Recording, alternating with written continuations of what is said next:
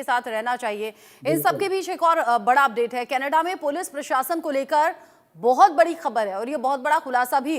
Canada में खालिस्तानियों को police प्रशासन का समर्थन मिलता हुआ नजर आ रहा है। खालिस्तानियों को पुलिस प्रशासन से बाकायदा मदद मिल रही है, यानी एक और ये सबूत है कैसे कनाडा में खालिस्तानियों को समर्थन मिल रहा है, सपोर्ट मिल रहा है। जस्टिन ट्रूडो सरकार का पुलिस प्रशासन से खालिस्तानी जानकारियां जुटा रहे हैं। सोशल मीडिया से भारतीयों को लगातार धमकी मिल रही है, भारतीयों की जासूसी करवा रहा है कनाडा। ये बड़ी शर्मनाक बात है, यानी कनाडा में रहने वाले भारतीय मूल के जो लोग हैं उन पर हमले की खबर, उन पर जिस तरीके की टिप्पणी की जाती है या जिस तरीके से सोशल मीडिया पर धमकी दी जाती है, ये सब खबरें तो है, लेकिन भारतीयों की जासूसी करा रहा है कनाडा, ये भी एक बड़ा अपडेट है। और सबसे बड़ी बात, खालिस्तानियों को सपोर्ट है पुलिस प्रशासन का। राम श्रीवास्तव जी, अगर किसी भी देश में कोई क्राइम होता है तो पुलिस प्रशासन की बड़ी जिम्मेदारी होती है। पहले तो ये खबर कि पुलिस हफ्ता वसूली करती है, अब ये उससे भी बड़ा अपडेट ये कि खालिस्तानियों को पूरी तरह से सपोर्ट है, भारतीयों को लेकर जानकारी भी खालिस्तानियों को तक पहुंचा रहा है पुलिस प्रशासन और जासूसी तक हो रही है भारतीयों की। ये सब घटनाएं जो हो रही हैं ब्रिटिश कोलंबिया की हो रही है और वहाँ जो खालिस्तानी समर्थक जो मेंबर ऑफ पार्लियामेंट वहाँ पहुंच चुके हैं, उन्होंने क्योंकि जस्टिन ट्रूडो को समर्थन दिया हुआ है इसलिए उनकी कुर्सी बची हुई है। अगर वो समर्थन वापस ले लें तो निश्चित रूप से दूसरे दिन जस्टिन ट्रूडो की कुर्सी जो है जमीन पर आ जाएगी, वो अपदस्थ हो जाएंगे और अपनी कुर्सी बचाने के चक्कर में वो इस तरह की हरकतें कर रहे हैं, इसकी उनको भारी कीमत चुकाना पड़ेगी। सवाल ये है, ये भारतीय या अकेले हिंदुओं का नहीं है, ये भारत वंश का है, भारतीय नागरिकों की सुरक्षा का सवाल है और इसका पूरा दायित्व वहाँ की कनाडा की सरकार है। विशेष रूप से अगर वो इस तरह की सुरक्षा प्रदान करने में असमर्थ है तो संयुक्त राष्ट्र संघ तो एक पंगु संस्था बन चुकी है। इस समय जो सबसे इम्पोर्टेंट चीज है वो ये है कि देखिए, आप कश्मीर में देखिएगा, कश्मीर में क्या हुआ था, इस तरह से वो किए गए थे 24 घंटे के अंदर तुम घर खाली कर दो, पंडितों को वहां से भगा दिया गया था और हम लोग डरकर चले आए थे। ये मैं जानबूझकर बोल रहा हूँ, डरकर। अगर वो आक्रमण करते कितने पंडित मरते, 100, 125, 1000, 2000। अगर वहां डटकर उनका मुकाबला किया होता, एकजुट रहे होते तो आज कश्मीर की डेमोग्राफी अलग होती। लेकिन क्योंकि बेसिकली हिंदुओं को कहा गया है आपकी कर्म करो और फल जो है भगवान के ऊपर छोड़ो, वो जमाना गया। आज के लिए तन की सुरक्षा ज्यादा इंपॉर्टेंट है, राष्ट्र की सुरक्षा ज्यादा इंपॉर्टेंट है, आपके धर्म की, आपकी संस्कृति की सुरक्षा ज्यादा इंपॉर्टेंट है। और हमारे यहाँ के ही लोग विदेशों में जाकर जो है मोहब्बत की दुकान के नाम पर जहर उगल रहे हैं, विदेशों में जाकर कह रहे हैं। असली जो जिम्मेदार लोग माने जा रहे हैं वो राजनीतिक अपराधी हैं जो विदेशों में जाकर देश की जो गरिमा को धूमिल कर रहे हैं, कलंक लगा रहे हैं। ऐसे लोगों पर जब तक आप जो है यहाँ पर कार्रवाई नहीं करेंगे, सख्त कार्रवाई करने की आवश्यकता है। एक मर्तबा भारत की आजादी के वक्त किसी ने पूछा था नेताजी सुभाष चंद्र बोस से कि स्वतंत्र होने के बाद आप देश में किस तरह का शासन रखना चाहेंगे, डेमोक्रेसी रखेंगे या और कुछ।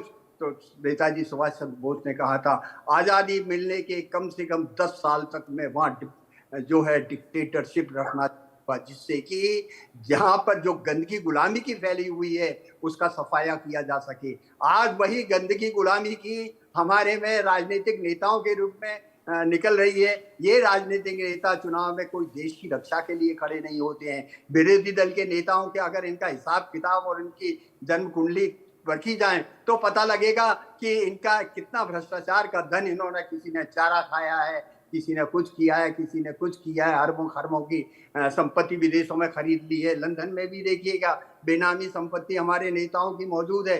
लेकिन हम चूंकि सहनशील हैं, हम चूंकि इस तरह की बातों का खुलकर विद्रोह नहीं करते हैं, यही कारण है। नागरवाला कांड हुआ था, सबको मालूम है, नागरवाला मर गया, उसके जितने गवाह थे मर गए।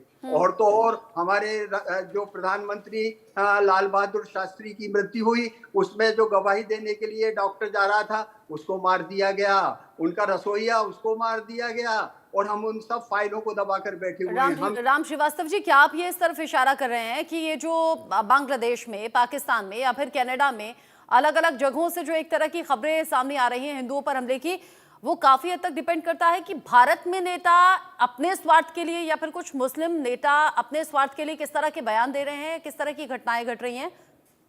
बिल्कुल सही आपने समझा है कि जब तक हमारे देश में एकता नहीं होगी, हम जब तक भारतीय नागरिक एक नहीं रहेंगे विदेशों में, इस तरह चाहे वो हिंदू हो या मुसलमान हो।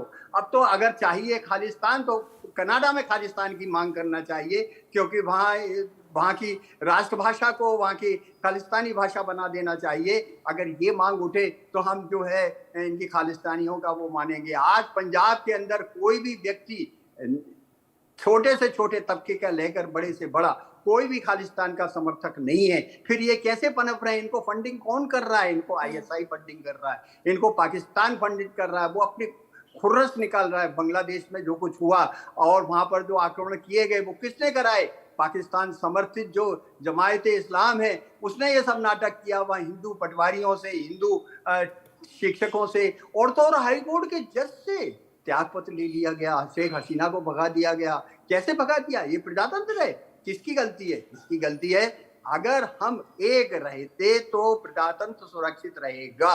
अगर हम बटेंगे विचारों में, राजनीतिक विचारों में, और एक जो लोलुप दे रहे हैं, रेवड़ियां बांट रहे हैं, फ्री की बिजली देंगे, फ्री का ये देंगे और कुर्सी पर चिपक कर भ्रष्टाचार करेंगे, ऐसे लोगों का जब तक सामूहिक रूप से इनका जो है आप जब तक इनका विरोध नहीं करेंगे तब तक देशों में प्रवासी सुरक्षित नहीं रहेगा। देश मजबूत है तो विदेश में रहने वाला हर नागरिक, चाहे वो हिंदू हो, सिख हो, मुस्लिम हो, ईसाई हो, और यानी आप कह रहे हैं हिंदुस्तान में एकता जरूरी है, उसी का रिफ्लेक्शन बाकी देशों में दिखेगा। डॉक्टर मोहित शुक्ला, धर्म के नाम पर बांटने की कोशिश जिन लोगों के जरिए हो रही है उसमें क्या भूमिका फिर हिंदू धर्म गुरुओं की है?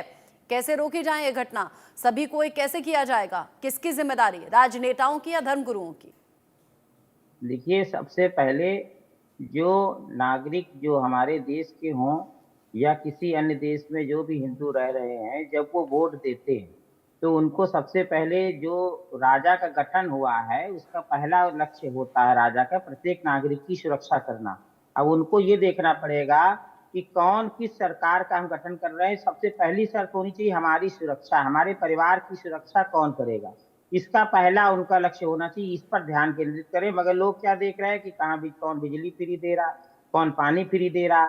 इस तरह छोटे छोटे लोभ लालच, बिजली पानी तो आप भले ही खरीद सकते हैं और बिना बिजली के रह सकते, पानी की व्यवस्था भी कहीं ना कहीं से पीने के लिए कर लेंगे, मगर अगर सुरक्षा खतरे में हो गई जैसा अभी हो रहा है, जैसे कश्मीरी हिंदुओं को भगाया गया वहां से, मैं कश्मीरी पंडित शब्द नहीं इसलिए कह रहा हूँ क्योंकि पंडित के अलावा भी बहुत सारी जातियां वहां पर थी, बहुत सारे वर्ण के लोग थे, सभी हिंदुओं को खदेड़ दिया गया।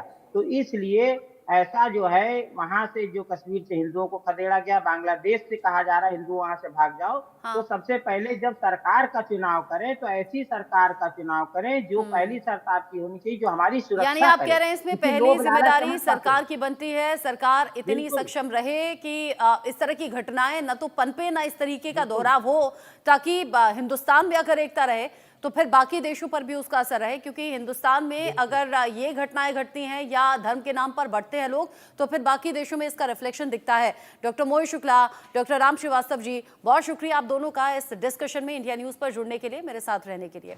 आगे बढ़ेंगे। आगे बढ़ते हुए जो बड़ी खबर है वो है प्रयागराज से, जहां पर चौथा